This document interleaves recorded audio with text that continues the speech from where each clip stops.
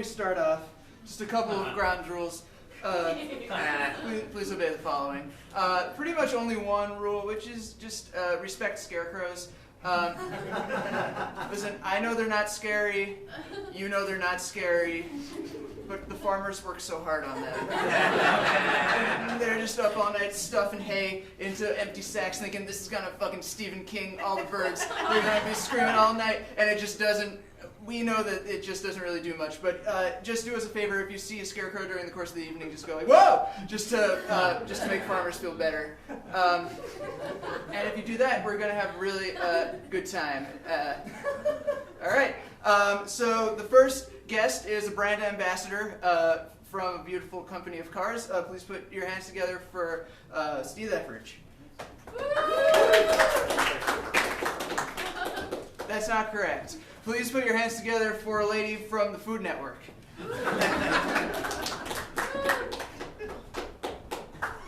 Hello. Okay, so my name is Amanda Freitag, and I am a judge on the show called Chopped. How many of you have heard of the show Chopped? Yes. Very good. Okay, so as much as I want to talk about all the incredible things that our show has done, unfortunately I'm here for a different reason. I'm here to apologize on behalf of Food Network. So I would like to formally apologize for a recent episode of Chopped in which our host, Ted Allen, insisted on being a mystery box ingredient in every single round. He shouldn't have done that. It wasn't appropriate. We don't condone that kind of behavior. But some of you might be wondering, okay, why is that a problem? Well, unfortunately, it's a problem for a few reasons. One, it just makes for bad TV. Many Chopped contestants had never actually used Ted Allen as a mystery ingredient before. So it just was kind of hard for them to adjust. So here are our contestants. They opened up their baskets to find dinosaur kale, cornflakes, bitter melon, and a photo of Ted Allen. When Ted Allen saw this, he jumped on the table and started screaming, "Yes, cook me!" Which scared a lot of them. To review, she had not ever used Ted Allen as a mystery box ingredient. Neither had he, neither had she. He had used Ted Allen as a mystery box ingredient, which gave him an unfair advantage, which again is not great TV. This is Ted screaming, "I'm food now," at the beginning of the round.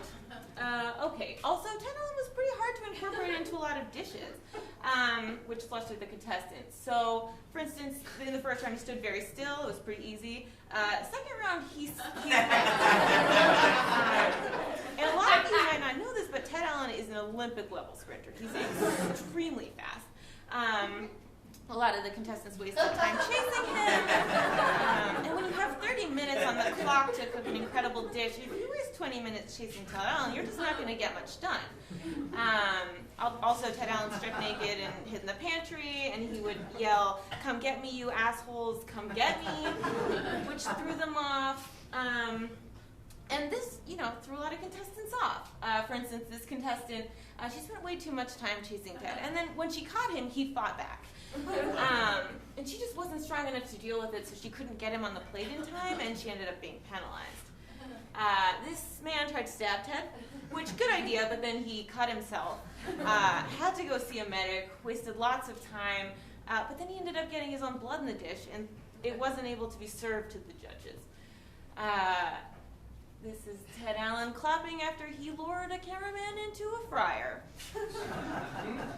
Lastly, a lot of judges were hesitant to eat the food. Here are the judges, myself included. Aaron Sanchez refused to eat the food. Alex Granicelli refused to eat the food. I wolfed down the food. I loved it. I licked my plate. I ate all the other judges' plates. It's like, how often do you get to eat such a rare and beautiful ingredient? And I get the backlash. I really do. It wasn't sportsmanlike for Ted to eat the whole pantry while hiding. We had to censor language. We had to censor nudity. We had to mercy kill a PA with Ted's gun. And I do just want to apologize. Again, upside though, we did change this man's life. And I hope that he can use that $10,000 that he won to kind of forget what he saw that day. But this won't happen again. We have tied Ted up, we've put him in the freezer, he's become extremely cold and slow because of it, and we're not going to let him out. So thank you so much.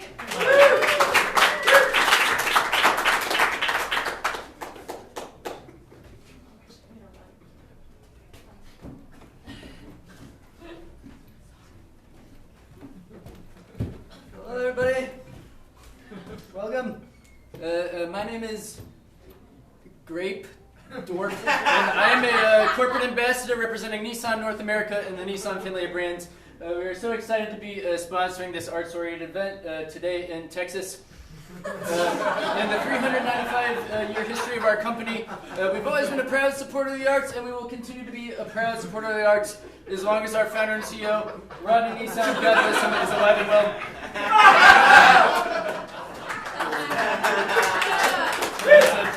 Beautiful man. So Nissan is, as we know, the largest automobile manufacturer on the planet with over 400 employees. Yearly profits exceeding $3 million. And you're probably thinking, now don't only widows and jackasses drive Nissans, but that's a huge misconception. Ladies and gentlemen, let me tell you here today. See, the thing is that everybody drives Nissan cars, all types of influencers, from Tavis Smiley to Big Hero 6 to Jean-Marc Zarnaev, and all the people just like you here. So you may be thinking here, why do so many young and famous influencers drive Nissan cars? And folks, let me tell you here today, here are some of the reasons. The jaw-dropping blue color. People can't stop clapping when they see our blue cars. More wheels. Dodge and Saturn, they have 4 wheels, but we have 7 on all of our cars. We don't put the Confederate flags on the cars anymore. We used to be racist, but as of 5 weeks ago, we are not. And Nissan sounds like it'd be the name of a planet. Pretty cool, right? So, yeah, baby, those Nissan Fox make me horny. This is our celebrity spokesman, Austin Powers. But how about you show the audience what they really want? Pictures of our cars. All right, you got it, Mr. Powers. Here are some beautiful pictures of the Nissan cars. This is the Nissan Safe Iguana. The horn is 600 times louder than normal cars. It's the horn you can depend on. The explanation then, it's exotic like an iguana, but safe like safety, so you see you get the best of both worlds. We have a 7-foot-long glove box. You can fit all your items for all your needs, children, anything. The Nissan Lung. So lungs are what breathe air and give us life. Just like this car, it will fill you with life if you drive it, I swear to Christ. The car makes audible breathing sounds. It does this 24 hours a day, even if the car is left. It's no longer made of wood. We used to make our vehicles of wood, but now we use a stronger material. And there is a drawing of Fetsival in the trunk. The Nissan Jeff Bagwell. The car is excellent and dependable, just like 4-time MLB All-Star Jeff Bagwell. The seats are shaped like baseball gloves. We're going to do this if it wasn't named after a baseball player, and we do this in all our cars. But and here's the Nissan Divorce. So this is French for race car. Cultural. The engine is covered with motion trigger grenades so that no snakes come into your car. And there is the restless spirit of an unbaptized child in the back seat who screams at you and keeps you awake if you're drowsy or drunk. So that is all the cars we have right now, but I swear we will make more later.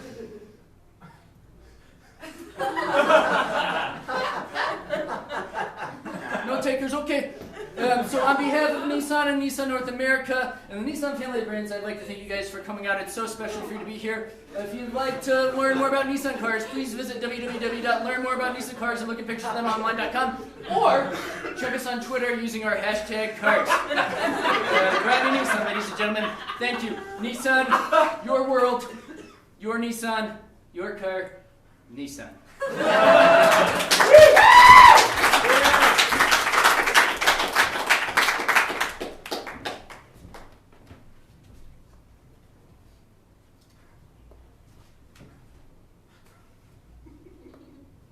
Hi, my name's Blue Apron. I'm the CEO of famous app Blue Apron. You cook it, you idiots. For those of you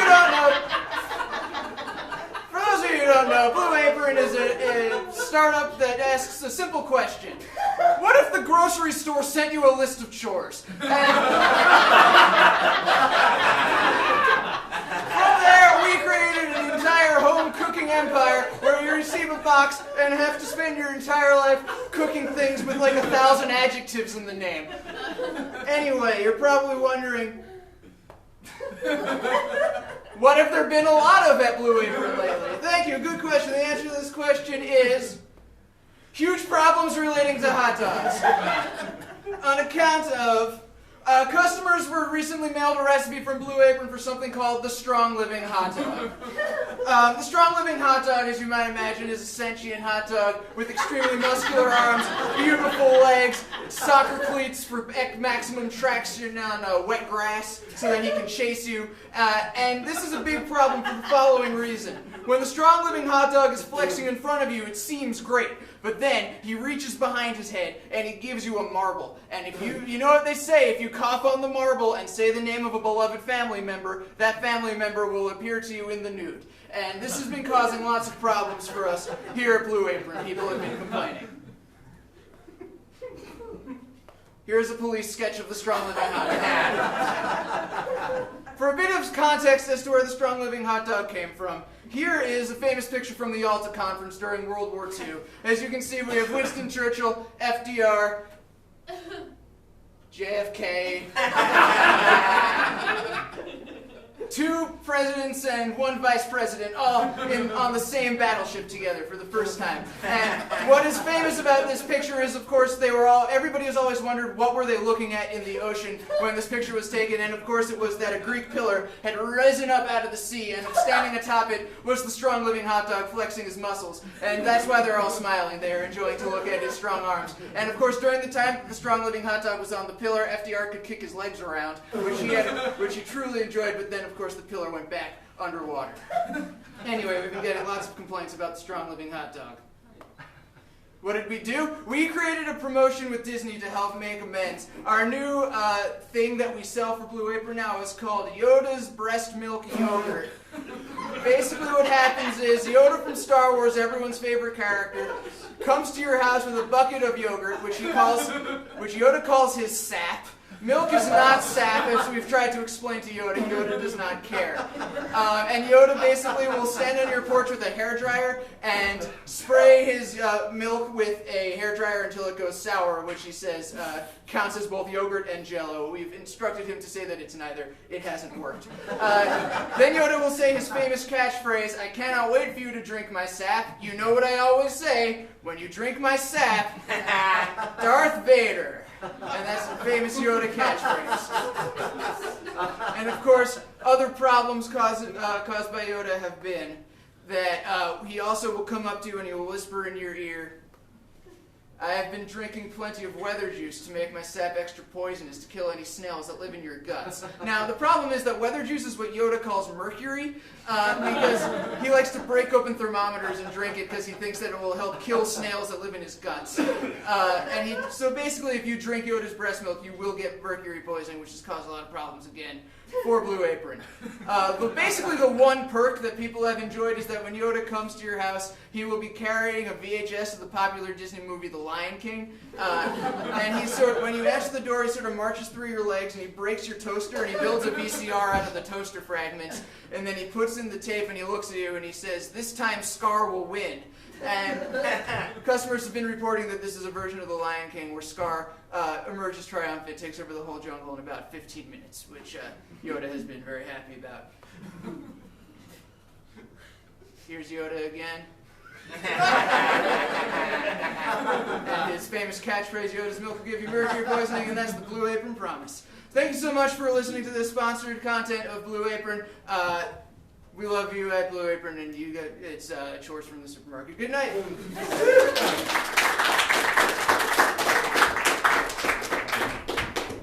And now we have a spokesperson from the Women's Conference Las Vegas 2012. Hello. Welcome to the Women's Conference in 2012. We've had a great history of hosting a lot of famous women that talk about, increasing diversity in the workplace. It's been incredible. But today, it's me. I'm here to I'm the first woman who's ever had her entire body surgically changed to look like a lizard. And I'm here to talk to you about how you can do that too. Okay, so lizard men. Unfortunately, lizard men, they're a bit of a boys' club. For years, modifying your body to look like a lizard has just been something that men can do. And, I used to when I was a kid and I would open up my Ripley's Believe It or Not, and I would flip through the pages, all I would see is stuff that looked like this. I wouldn't see anything that I related to. I wouldn't see any women. So I decided to take that into my own hands and change that. And that's why I'm here. And I underwent extensive plastic surgery. It took many months to turn myself into a reptile so that young girls could look up to me and say, wow, I bet I could do that too. I just, I want to do a social experiment right now if you'd like to take a little journey with me. So I want you to think about the words that you kind of associate with men right now. So if you could clap your hands if you think about men when you think of the following words. Skin that has been tattooed green. Yeah. I also think about men. It's something that I was conditioned to do since I was a little girl. How about clap your hands if you think of men when you hear the word fork tongue. Yeah, society did this to me. It's not fair. It did this to all of you. How about clap your hands if you think of men when you hear the word teeth that have been chiseled down into tiny knives. Yeah, it's unfortunate. Okay, let's just try one more. How about you clap your hands if you think of men when you hear the word women? Yeah. We have a long way to go. So I just want everyone to know that this journey has not been easy for me. This has been a sacrifice I've made for women all over the globe. First of all, my tattoo artist told me that lizards are not mammals and they don't have breasts, and I am an abomination, which was pretty hard to handle. Also, I have repeatedly excluded from the Ripley's Believe It or Not edition that is coming out soon, even though I have offered to pose in a bikini. It's extremely sexist. I've also been asked to leave several supermarkets. I don't think it's wrong to ask for worms if you're a human. And there's no biological reason why women are less good at being turned into lizards than men. When you see this, how many women out there think you could be this? None of you? Okay, well, I have a lot of work left. Thank you. Yes, you can. And growing up, when I thought of lizard men, I would just think of this. But now, I think of this.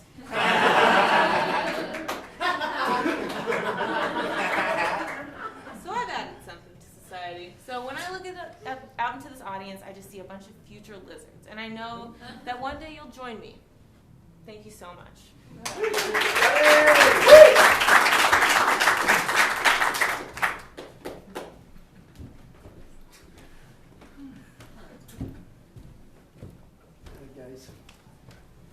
We got some bad news. Some bad things have transpired since when I was out here previously. So Rodney Nissan, who we know is the founder and CEO of Nissan, just one of the greatest human beings alive. I'm afraid since we've been gone, he is dead. He's passed away. He died from farting to that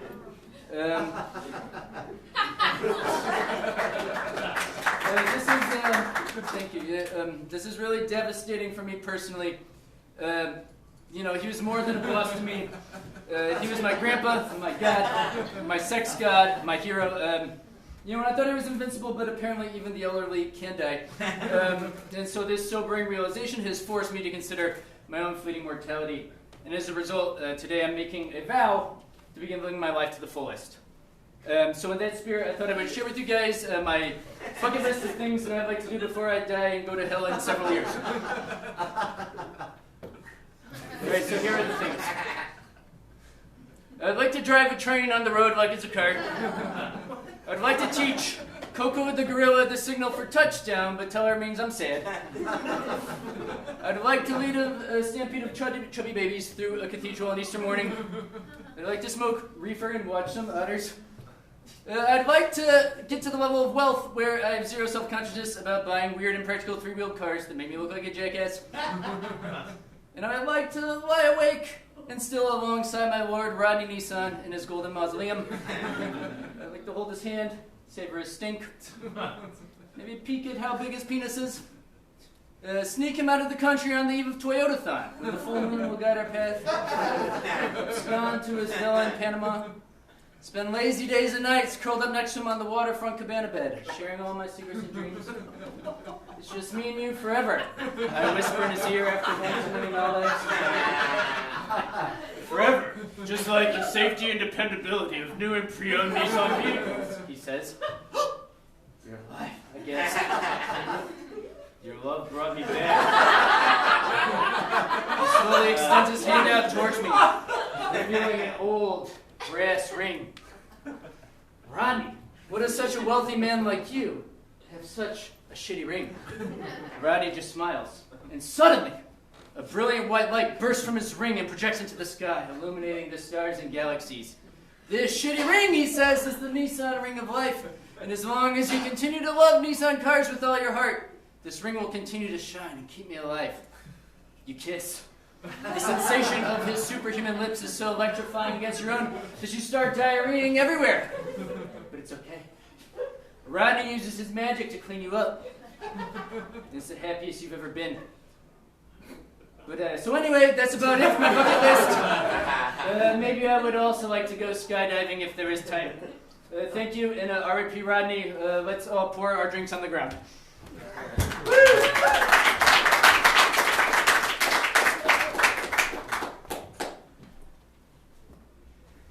Hello, I'm Dr. Wet Problem. My presentation today is called Jim Henson Stole From Me. Now, you're probably looking at me and you're wondering, who could possibly am? That's a good question. I'm Wet Problem. My net worth is $2 million. And I'm famous for my situations and disasters. Now, you're looking at me and you're probably wondering what did happen. I'll tell you what happened. Jim Henson, the shit man, stole from me the idea for a children's show called Sesame Street in 1967. Now, just as a bit of context, here's Jim Henson. As you can see, he was born on September 24th, 1936, and he went to hell on May 16th, 1990. Here's his wife, Carmax the tortoise, almost as awful as him. If not for her steadfast faith in the Lord, she would be equally bad. Now, here's the problem. So, in 1961, I was playing with my band, the Quarrymen, whose music was so bad I faked my own death to escape from them. That is me. At this time, I whispered an idea into the ear of my bandmates for a child show called Child Canyon. Now, Sesame Street is clearly plagiarized from my idea called Child Canyon, except it's a worse name. When you hear Child Canyon, you know both who the show is for and where it takes place. When you hear the name Sesame Street, all you know is that it takes place in the road. That is an inferior name. Now, you're probably wondering, do you have proof? I have no idea who these priests are, but if you're probably wondering, do you have proof? Yes, I have proof. The proof, Exhibit A, the Sesame Street theme song. It's extremely similar to the theme song I wrote for the Child Canyon show. Now, we all know the popular Sesame Street theme song, Sunny Day, chasing the clouds away, on my way to where the air is sweet. Can you tell me how to get to Sesame Street? Now let's break this down line by line. First line, sunny day, sweeping the clouds away. Extremely similar to my line from the Child Canyon theme song. It's so hot. The sun is a tyrant, and the sky itself is frightened.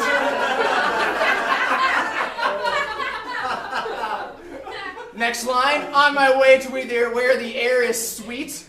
Very similar to the Child Canyon line. I will take you to a place where every gasp tastes like sugar. Final line, can you tell me how to get to Sesame Street? Extremely similar to the line from my song. I will force you to surrender the map to Child Canyon. Is there more proof? Of course there's more proof. Exhibit B is Big Bird. Now, as you know, Big Bird is a gigantic bird who likes to teach children that no matter how big you are, your eggs can be the size of a marble. Often Big Bird will come in and teach children about the letters A through D and the numbers 1 through 9, and then lay an egg that's the size of a marble. This is wrong. and very clearly plagiarized from my character, Huge Bird. As you can see, Huge Bird is a huge bird. Here he is next to a 60-foot man for scale.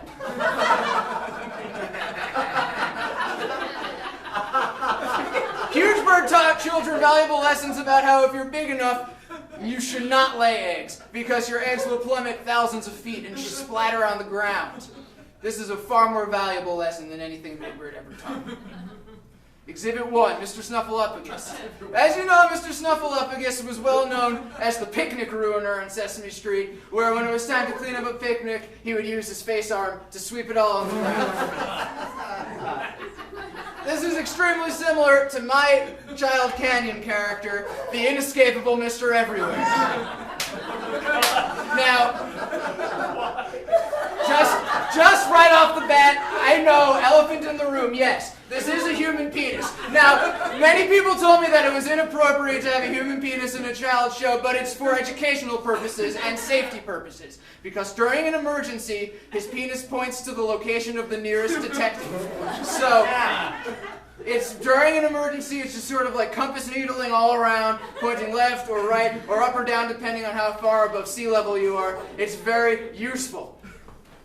Here's his face arm, which he uses to teach children how to kiss. Now, basically what he does is, during the night, he will be sprinting across a child's lawn, swirling his arm around like a grappling hook, throwing it through a child's window. When a child sees it, they wake up and get out of bed and get on their hands and knees and kiss the pair of human lips that are just lying on the middle of their floor. And then afterwards, they know how to kiss, and the inescapable Mr. Everywhere reels it in like a fisherman bringing his catch back from the sea.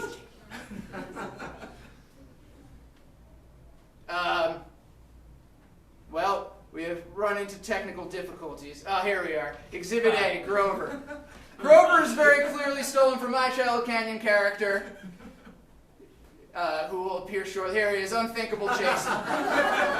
Now, once again, just really quickly, I know what these look like, but these are not penises. These are microphones that the Unthinkable Jason sticks into foxholes so that foxes can speak into them and tell the children what it is like to live underground. Also, I just want to say this is not a Nazi swastika armband. This is a poorly drawn number 35. Which was featured in the Child Canyon episode, Some Numbers Are Divisible by 7. This is all of the evidence that I have, and I believe it is overwhelmingly convincing. Thank you so much for hearing my problem, and good night.